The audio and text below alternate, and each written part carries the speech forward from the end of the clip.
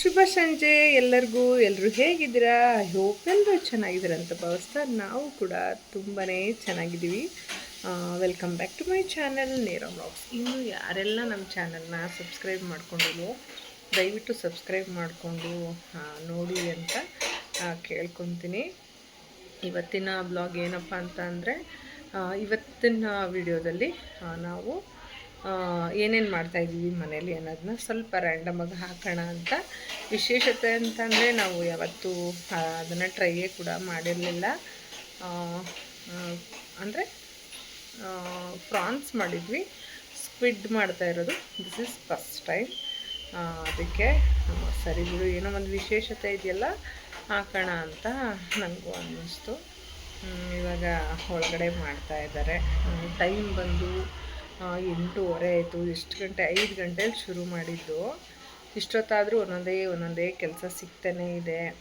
ಎಲ್ಲ ಮನೆಯೆಲ್ಲ ನೀಟ್ ಮಾಡಿಕೊಂಡು ಎಲ್ಲ ಕ್ಲೀನಾಗಿ ಒಂದು ಕಡೆಯಿಂದ ಮಾಡೋ ಅಷ್ಟೊತ್ತಿಗೆ ಟೈಮ್ ತಗೊಳುತ್ತೆ, ಏನೂ ಮಾಡೋಕ್ಕಾಗೋದಿಲ್ಲ. ಹಿಂಗೆ ಮಾಡಿದ್ವಿ ಏನು ಅಂದ್ಬಿಟ್ಟು ತೋರಿಸ್ತೀನಿ ನೋಡಿ. White and watch. ಫಿಶ್ಶು ಖಾರ ಎಲ್ಲ ಫಿಶ್ ಹಾಕ್ಬೇಕು. ಇವಾಗ ಖಾರ ಎಲ್ಲ ರೆಡಿಯಾಗಿದೆ. ಇದ್ರ ಫುಲ್ಲು ರೆಸಿಪಿ ನಾನು ಹಿಂದಿನ ಒಂದು ಬ್ಲಾಗಲ್ಲಿ ಹಾಕಿರೋ ಅಂಥದ್ದು ನೋಡ್ಬೋದು. ಇವತ್ತೇನೋ ಒಂದು ಸ್ಪೆಷಲ್ ಮಾಡ್ತಾಯಿದ್ದೀವಿ, ಅದಕ್ಕೆ ಈ ಬ್ಲಾಗ್ನ ಮಾಡ್ತಾಯಿದ್ದೀನಿ.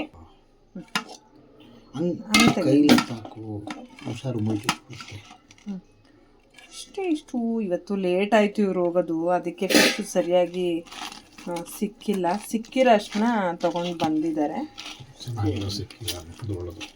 ಚೆನ್ನಾಗಿದೆ ಅಂದರೆ ಫಿಶ್ ಚೆನ್ನಾಗಿದೆ. ದೊಡ್ಡದು ಸಿಕ್ಕಿದ್ರೆ ಕ್ವಾಂಟಿಟಿ ಜಾಸ್ತಿ ಬರುತ್ತೆ.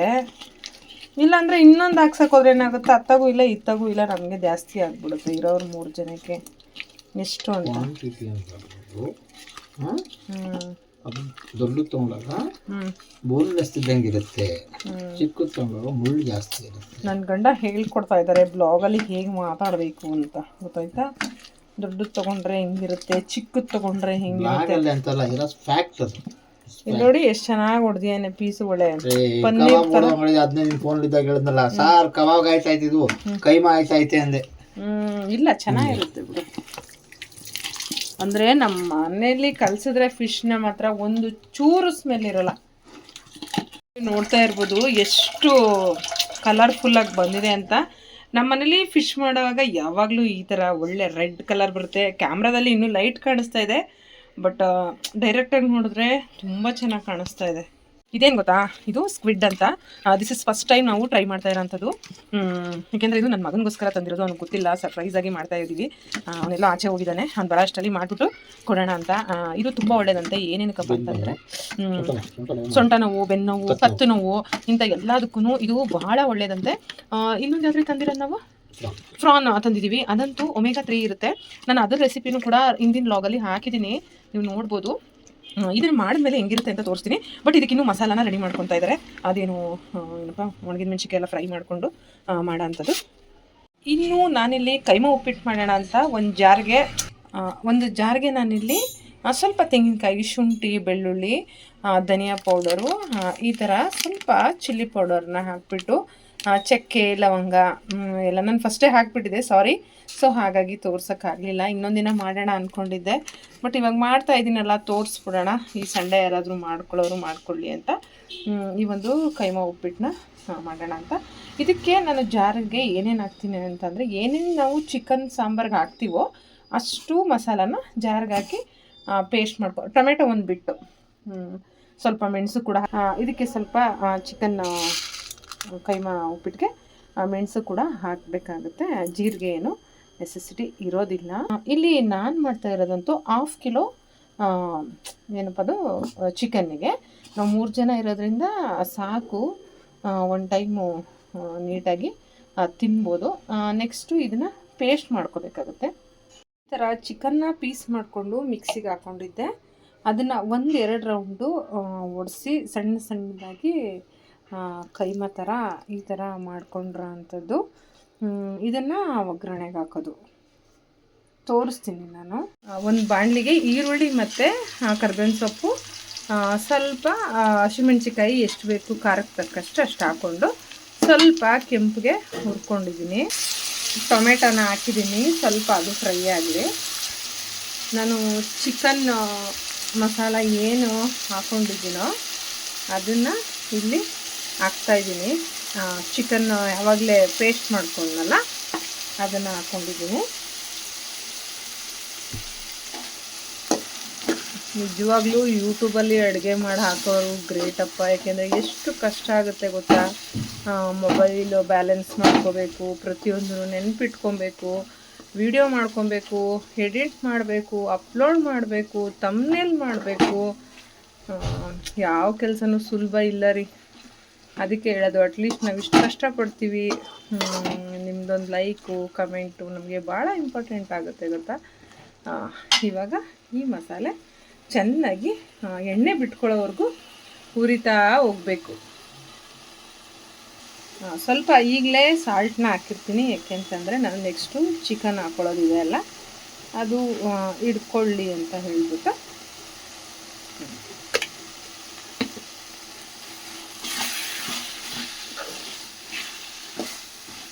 ಚೆನ್ನಾಗಿ ಬರ್ತಾಯಿದೆ ಗೊತ್ತಾ ಫ್ಲೇವರು. ಈಗ ನಾನು ಇದಕ್ಕೆ ಈ ಒಂದು ಏನು ಚಿಕನ್ನ ಸ್ವಲ್ಪ ಕೈಮಾ ಥರ ಮಾಡ್ಕೊಂಡಿದ್ದೀನೋ ಹಾಕ್ಬಿಡ್ತೀನಿ ನೋಡಿ. ಅಷ್ಟೂ ಹಾಕ್ಬಿಟ್ಟೆ. ಸುಮಾರು ಅದು ಅರ್ಧ kg ಇತ್ತು. ಅದನ್ನು ಫ್ರೈ ಮಾಡಬೇಕು ಚೆನ್ನಾಗಿ, ಯಾಕೆಂದರೆ ಅದು ಬೇಯಬೇಕಲ್ಲ. ಈ ನಾವು ತರಕಾರಿ ಹೆಂಗೆ ಮಾಡ್ತೀವೋ ಅದೇ ಥರ, ಬಟ್ ಇದು ನಾನ್ ವೆಜ್ ಉಪ್ಪಿಟ್ಟು.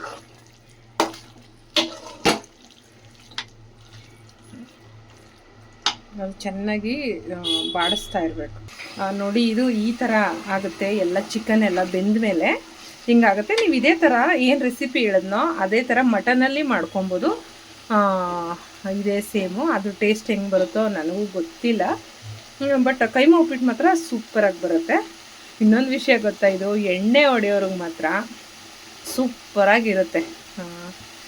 ಅಂದರೆ ಇದು ರವೆ ಹಾಕೋ ಮುಂಚೆ ಇದನ್ನು ನಾವೇನು ಈ ಥರ ಮಾಡಿದ್ದೀವೋ ಇದನ್ನು ಎತ್ಕೊಂಡು ಎಣ್ಣೆ ಹೊಡೆಯೋರಿಗೆ ಕೊಟ್ಟರೆ ತುಂಬ ಚೆನ್ನಾಗಿರುತ್ತೆ.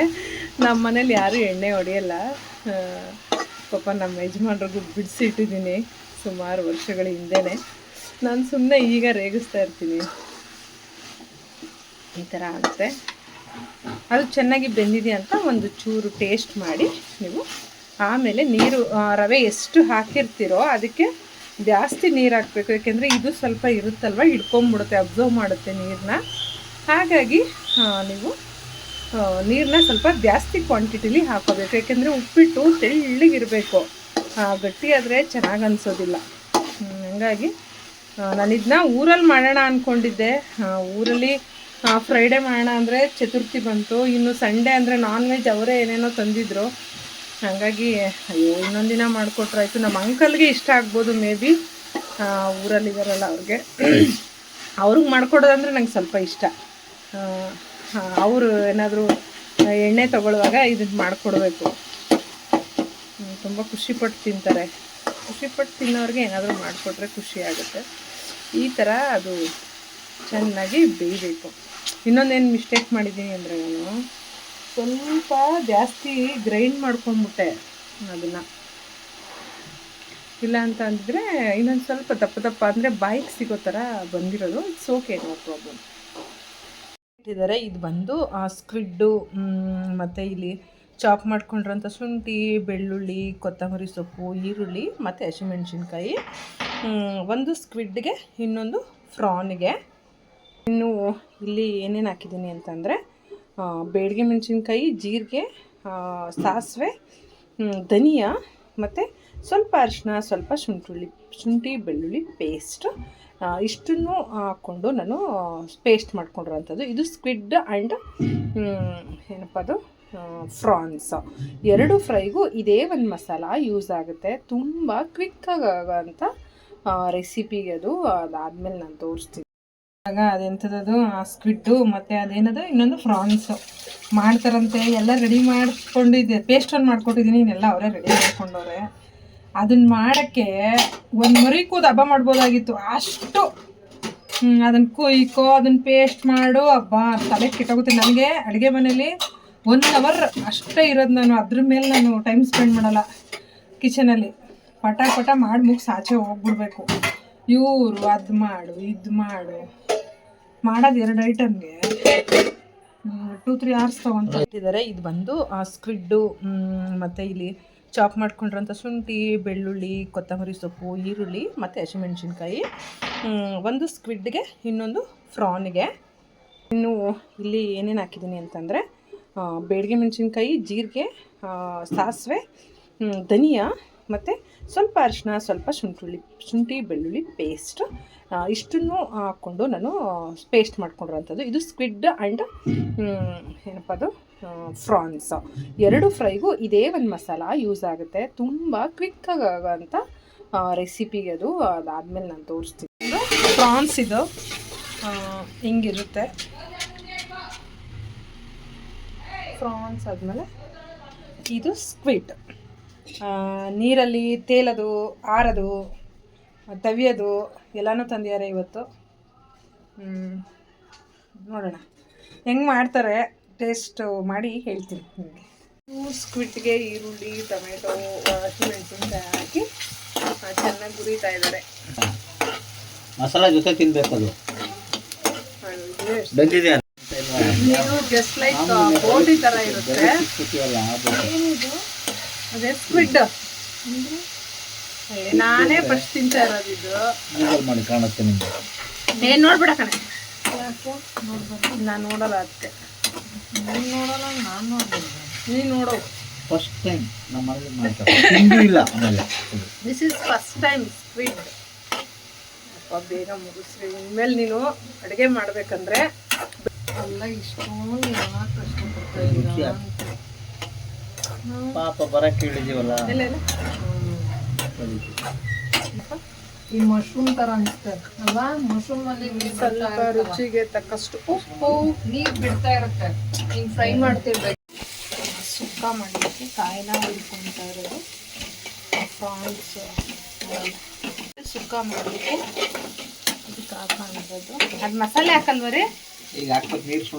ಕೈಮೆ ಎಲ್ಲ ಹಾಕೊಂಡು ಫ್ರೈ ಮಾಡಿದ್ಮೇಲೆ ಎಷ್ಟು ನೀರು ಬೇಕು ಅಂದರೆ 1 ರವೆಗೆ 2 ಗ್ಲಾಸು ನೀರು ಥರ ಹಾಕ್ಕೊಂಡು ಅದನ್ನ ಕುದಿಸ್ಕೋಬೇಕು. ಮೊದಲೇ ರೆಡಿ ಮಾಡಿಟ್ಕೊಂಡಿದ್ದ ಕೈಮಾ ಉಪ್ಪಿಟ್ಟಿಗೆ ಲಾಸ್ಟಲ್ಲಿ ನೀರು ಕುದಿಯುವಾಗ ರವೆನ ಬಿಡಬೇಕು. ಅದು ತೆಳ್ಳಗಿರಬೇಕು. ಉಪ್ಪಿಟ್ಟು ಎಷ್ಟು ತೆಳ್ಳಗೆ ಮಾಡ್ತೀವೋ ಅಷ್ಟು ಚೆನ್ನಾಗಿ ಬರುತ್ತೆ. ಈ ಒಂದು ವ್ಲಾಗು ಯಾರಿಗೆಲ್ಲ ಇಷ್ಟ ಆಯಿತು ದಯವಿಟ್ಟು ಲೈಕ್ ಮಾಡಿ, ಶೇರ್ ಮಾಡಿ, ಕಮೆಂಟ್ ಮಾಡಿ. ನೆಕ್ಸ್ಟ್ ವ್ಲಾಗಲ್ಲಿ ನಾನು ಸಿಗ್ತೀನಿ. ಏನಾದರೂ ಸ್ಕ್ವಿಡ್ಡು ಮತ್ತು ಫ್ರಾನ್ಸ್ದು ರೆಸಿಪಿ ಬೇಕು ಅಂದರೆ ಇನ್ನು ಡೀಟೇಲಾಗಿ ಹಾಕ್ಬೇಕಂದ್ರೆ ಕಮೆಂಟ್ ಬಾಕ್ಸಲ್ಲಿ ದಯವಿಟ್ಟು ಕಮೆಂಟ್ ಹಾಕಿ ಫುಲ್ ಡೀಟೇಲ್ಸ್ ಅಂತ. ನಾನು ಅದನ್ನು ಹೇಗೆ ಮಾಡೋದು ಅಂತ ಸಪ್ರೇಟ್ ಬ್ಲಾಗ್ನೇ ಮಾಡಿ ಹಾಕೋ ಅಂಥದ್ದು. ಇನ್ನೂ ಯಾರೆಲ್ಲ ನಮ್ಮ ಚಾನಲ್ನ ಸಬ್ಸ್ಕ್ರೈಬ್ ಮಾಡ್ಕೊಂಡಿಲ್ಲ ದಯವಿಟ್ಟು ಸಬ್ಸ್ಕ್ರೈಬ್ ಮಾಡ್ಕೊಳ್ಳಿ. ನೆಕ್ಸ್ಟ್ ಬ್ಲಾಗಲ್ಲಿ ಸಿಗ್ತೀನಿ. Bye bye. Thank you all.